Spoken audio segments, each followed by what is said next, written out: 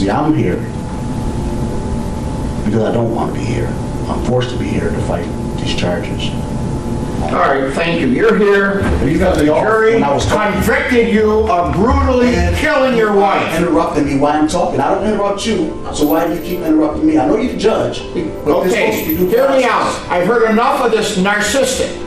You're a narcissist, and I'm not going to put this family You're a again. narcissist because you're talking and you're going all up. Shut his microphone off, and if you keep talking, I'm going to do it without you. You'll be in there. I've heard enough from you. You killed your wife. A jury of 12 convicted you. A white jury that did not have any black jurors on there, and that's not law. That is a setup. So you want to send me out there, I go out there, but you know what the law is, and you haven't followed it. And neither has you, and neither has you. All right. Everybody sat here and hear me out. Shut up. I'm not going to shut up. Get him out of here. Get out of here. I want to apologize to these children.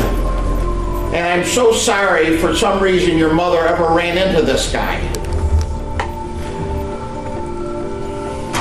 I wanted to tell him,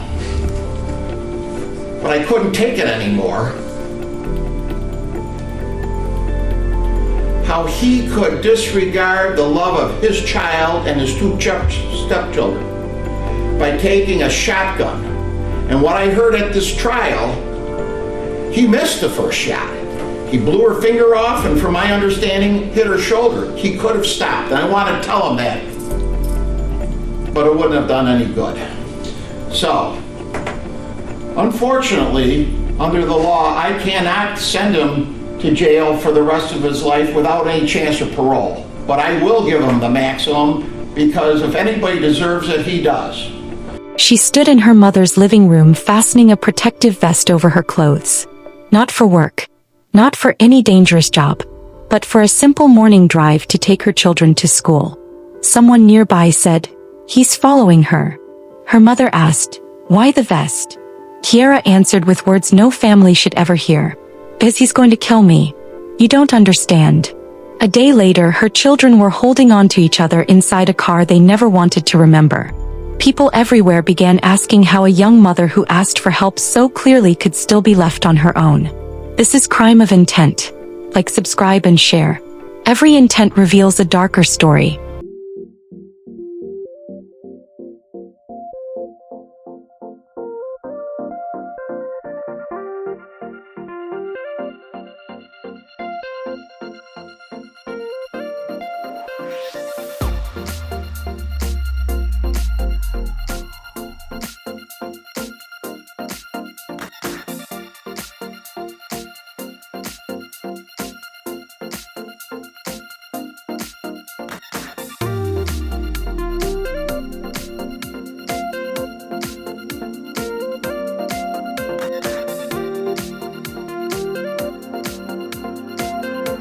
She had bought that vest 2 days earlier and posted a photo of herself wearing it. Her friends said the message felt like a plea for help. She told loved ones that if anything happened to her, the truth would come out. Keaira Hudson was 30 years old, a mother of 4, someone who followed the steps she was told to follow, someone who tried to protect herself and still ended up facing everything she feared. Her family promised they would keep fighting for answers. They pointed to signs that had been there for months. A video on social media showed Keaira being harmed. Friends said she reached out for help again and again. They said, "Police aren't doing anything. Courts aren't doing anything."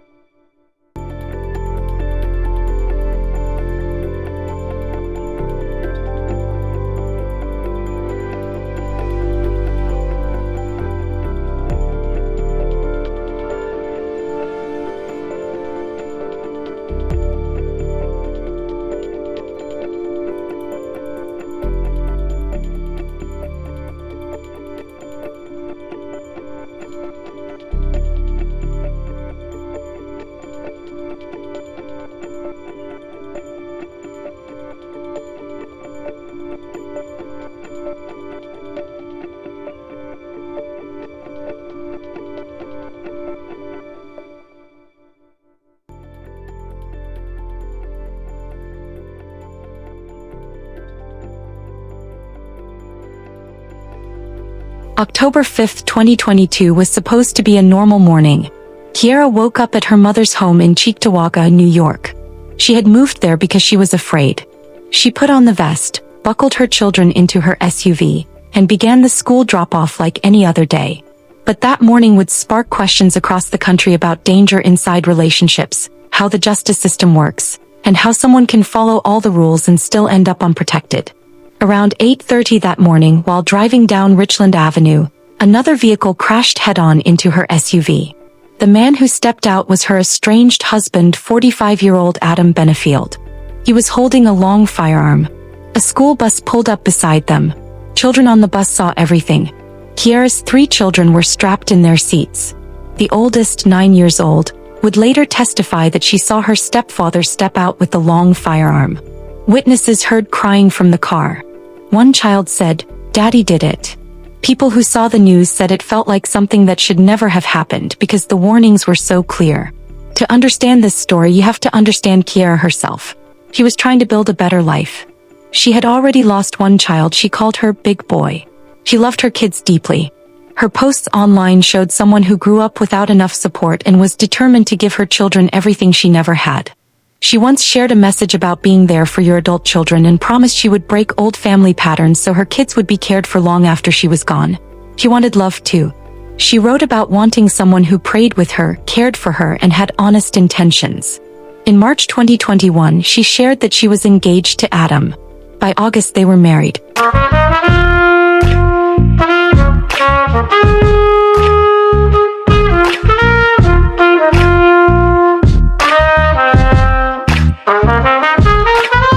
What she didn't know, or maybe didn't fully understand, was Adam's long criminal history. More than 20 years earlier, at age 22, he had been involved in a serious crime that included taking 2 women against their will using a firearm. During the chase that followed, one woman was so terrified that she jumped out of the moving car and was badly hurt. While waiting for trial back then, Adam escaped from the Erie County Correctional Facility by climbing over a wall with razor wire. He was found hours later at a friend's place after causing harm to himself and making alarming statements. The reason for all this is because I wanted to get some help. The doctors refused to give me any help. As you see, I slipped my wrist, and I just wanted to get some help. Nobody wanted to help me. He served 15 years in prison, was released in 2015, and by 2017 he was completely off parole. 4 years later, he married Keaira. People still ask, did Keaira know his full history? He did. Why marry him? She didn't. How did he hide so much? Her early posts show a woman trying to believe in love. She wrote about her wedding day, "This really was the best day of my life. I never felt more beautiful, special, loved. I got a lifetime friend, partner who loves me with every breath. I love you, Adam, forever." Seeing those words now feels painful because the ending was so far from what she hoped for.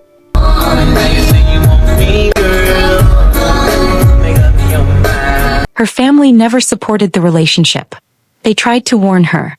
They saw danger she didn't want to see. And like many people in complicated relationships, Keaira believed she could manage things. She believed change was possible. But by early 2022, the tone in her posts began to shift. She wrote about cutting ties with her mother. She said she didn't talk to her family much. She praised Adam online more than before. Survivors often do this when they're trying to convince themselves, or others, that things are okay. Then came the event that would change everything. On September 28, 2022, Adam came home upset. What happened next was recorded on a device. Keaira later posted the full video online. It showed a long, frightening incident where she tried to protect herself. For a moment, she stayed completely still. Later, she said she pretended to be still because she thought it would save her life. The next day, she posted the 7-minute video with the caption, "This is what this man does to me, but I'm always treated like I'm the abuser." He posted again, writing, "Don't underestimate me. I'm a Hudson. I was smart enough to get myself out of that situation alive." When police first arrived, Adam had locked himself in the bathroom. Officers removed him and took him for evaluation. A warrant was issued, but Keaira did not show them the full video right away, so the first charge was only harassment. On October 2nd, she showed police the footage. The true seriousness of the situation became clear. On October 3rd, detectives upgraded the charges. assault, criminal mischief, menacing, unlawful imprisonment, and harassment. Adam turned himself in on October 4th. But all the charges were still misdemeanors under the law. The judge could not set bail. Adam was released that same day. A domestic violence advocate stood beside Keaira through all of this. She pushed for the strongest protective order. She made sure prosecutors understood the danger. But the law restricted what the judge could do. As soon as Adam walked free, the advocate contacted Keaira. They began working through a safety plan again. Safe housing was offered. Keaira chose to stay with her mother. It was the home she trusted, the place she felt comforted, the only environment she could manage emotionally at that moment. But Adam knew where her mother lived. That same night, Keaira made a post saying law enforcement wouldn't help until it was too late. She said she had been calling and begging for help, but nothing was changing. Then she posted the photo wearing her vest with the caption, "If this isn't a cry for help, I don't know what is." Her mother saw her preparing to leave with the vest and asked why she was wearing it. Keaira said, "Because Mom, he's going to kill me. You don't understand." The next morning, she got her children ready for school, put on the vest, and drove down Richland Avenue. Adam waited nearby. He followed her movements. He approached her SUV and collided with it head-on. A school bus pulled up beside them. Children watched from their seats. Adam stepped out holding a long firearm. Keaira's vest could not protect her at that close distance. Her children cried out. A witness later heard one child say, "Daddy did it." Neighbors ran toward the SUV. They saw the vest she had posted online hours before. Adam fled the scene, driving down the highway in the wrong direction. Officers chased him but lost sight of him in heavy traffic. For more than a week, he remained outside custody. Police warned the public and offered a reward.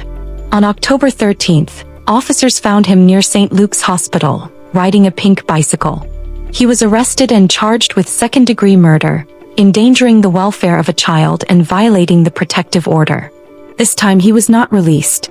In 2024, during the trial, Keaira's daughter bravely testified. Witnesses described the incident on Richland Avenue. The jury found Adam guilty. He was sentenced to 25 years to life. Even then, he showed no remorse. 2 years after Keaira's death, her family filed a lawsuit against the town and police, saying the system failed to protect her and gave Adam the chance to reach her again. They were right to ask those questions because Keaira followed every instruction she was given. She made every call she was told to make. She worked with an advocate. She documented everything. She wore a vest. She did not stop fighting for her safety or for her children. But the system did not act quickly enough. Advocates said they knew how dangerous the situation was, yet the court had no power to hold him. People were frustrated. Families across the state began demanding change. Laws began to be re-examined. Keaira's sister wrote a loving tribute. "You were like the glue holding all the siblings together, there for each of us. We could come to you for anything." Her family carried that love with them as they pushed for answers. You were like the glue holding all the siblings together there for each and every one of us. We all knew we could come to you for anything. I refuse to believe we failed you, for God has all the answers and the final say, and I'm sure your killer will reap what he sows. Keaira tried to rebuild her life. She tried to protect her children. She tried to break old cycles and create a safer future. She deserved more than the system gave her. Her friends went live after the tragedy, sharing everything she had told them. How scared she was, how hard she tried, how much she wanted help. Viewers said they felt her fear through those words. That live stream became one of the last times the world heard people who had been by Keaira's side while she was begging for protection. This is just crazy because a lot of domestic violence been going on, especially with females, and the police are not doing anything. The courts are not doing anything. It is extremely frustrating when you have so many steps in place and you know somebody is dangerous. You know there's a clear and present danger, yet the court has no option but to let this person back out into our community. Her story became a lesson for many about danger, safety planning, and how much needs to change. Keaira Hudson deserved protection. She deserved time. She deserved safety. She deserved to live the life she was trying to build. Her voice will not be silenced. Her story will not be forgotten. And her children will grow knowing their mother fought for them every day. Thank you for watching. This has been Crime of Intent. Every intent reveals a darker story,